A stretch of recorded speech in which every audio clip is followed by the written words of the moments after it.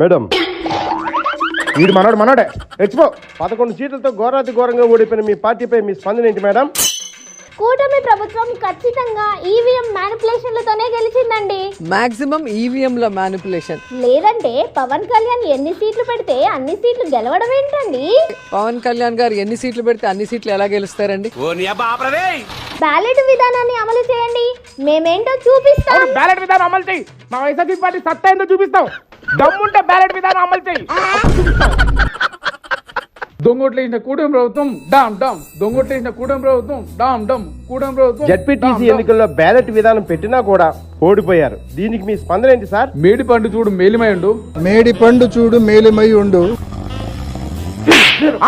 దొంగోట్లు వేశారు down down.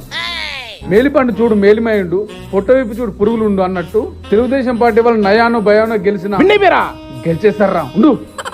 పొట్టవైపు చూస్తే ఏముంటాయండి? దొంగోట్లు ఉంటాయి. పొట్ట విప్పి చూస్తే ఉండేదేముంటాయి? దొంగోట్లు మాత్రమే ఉంటాయి.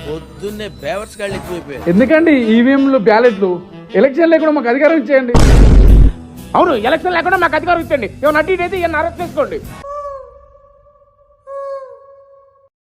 నీకు ఈవీఎంలు ఫ్రాడే, బ్యాలెట్ విధానము ఫ్రాడే, ఎలక్షన్లు కాదురా ఫ్రాడు, మీరు ఫ్రాడు.